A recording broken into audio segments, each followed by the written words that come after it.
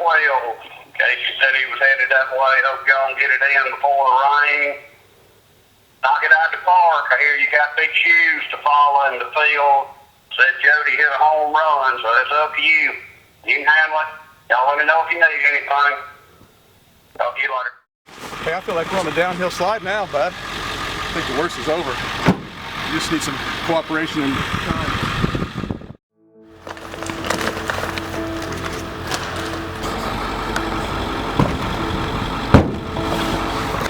We're loading up. We got Isaac coming. We're headed to Ross's. We got about 7 acres of food plots left to plant. Hopefully we can get them done. It's supposed to start raining before it gets dark, but we're gonna try. Leg 3.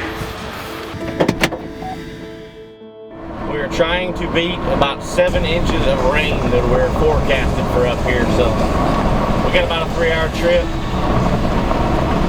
We're gonna try to hammer it out as fast as we can. You give directions like my girlfriend, don't you? I give directions the right way. To be honest with you, we got the best soil conditions that I can remember planting food plots out here right now, and we're gonna do some side-by-side trials, but I cannot wait to see the Firminator work on it because the stuff is just working up beautifully. So Tom's gonna get her hooked up, and we're gonna get to work before this rain sets in.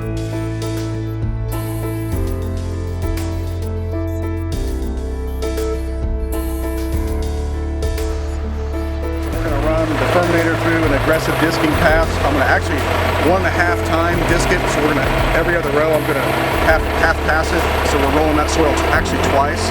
But the second trip across the field will bring the angles back, level it out, and we'll seed it back on the second pass. So essentially, we've got our deer greens and our Durana clover. This is a completely concealed plot, and it's in the middle of the timber. So what we're going to do is we're going to put the deer greens in for this year's plot. Then we're going to go to the white clover for a perennial plot, so it just becomes clover and the deer start to munch it.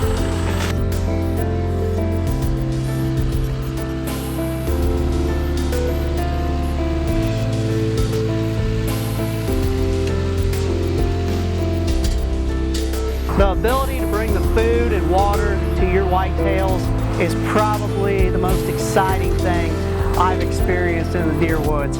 And our biggest issue has always been finding equipment to get into these small spots, get into these places that ARC equipment just won't work.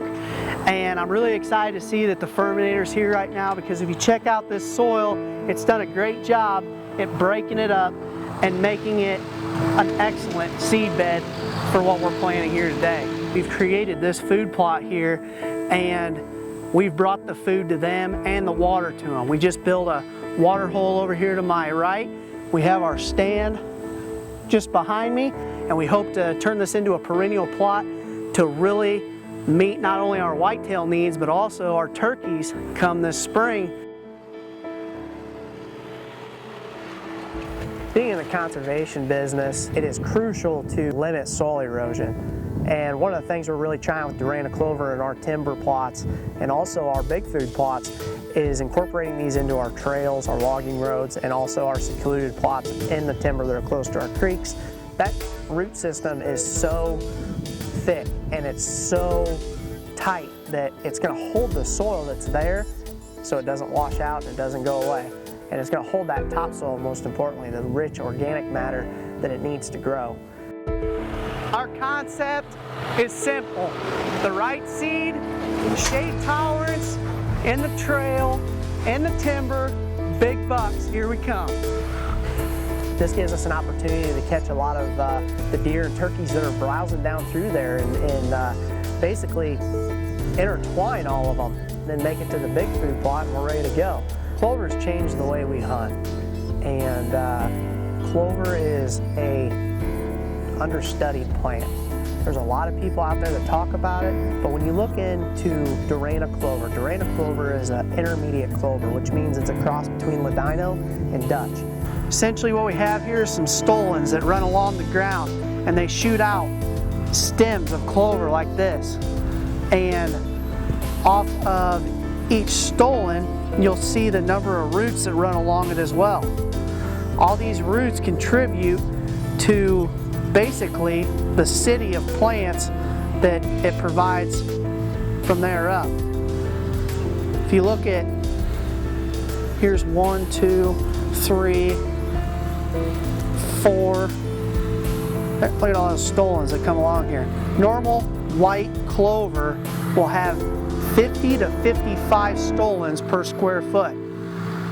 Durana clover has 90 or more. So there's something to be said about this stuff. Pennington is a company that's really brought management to wildlife.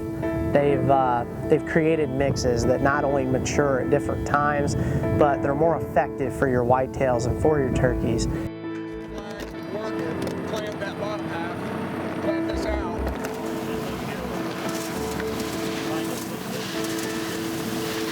Our biggest success has been trial and error, and through trial and error we have prevailed. The best thing about having some places to put food plots is you're always trying new things. You're always testing new things.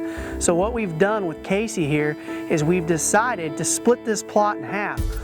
Old technology of what we've always used, old seed, and on this side, we're really working with the new technology, the new seed, and we're gonna see how it works out. And we're gonna show you throughout the year the differences, whether it be the amount of wheat in this or turnips in that. It's all gonna be right here.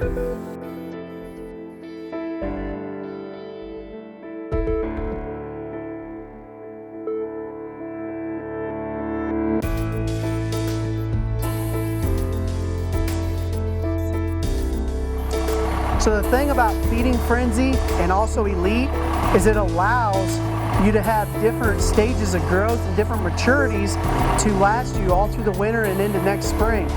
So the different types of things we have in Feeding Frenzy here is we got the winter peas, which are these big round pieces. If Casey will move the camera. Come on. So you'll see you got your winter peas, these bigger pieces, you got your wheat, you also have your oats, and we got some clover in there. There's also some brassica, the trophy radishes as well. So it ought to be a great mix, and it's the first time I've ever planted Feeding Frenzy, and pretty excited about it. We split a lot of our food plots. All our food plots are split up, whether it be... That just happened. What was that? 90 mile an hour wind? Hello, Isaac. Oh, jeez. We waited on the rain all year, and it's finally here. Isaac is hit, and the rains have come, and we now have had somewhere around 10 inches of rain in the last 3 weeks. Things are looking up. We have our plots in the ground before the rains. We had adequate soil temperatures, adequate soil conditions, and I'm pumped to see this October how green things are going to come up and how well our deer like them.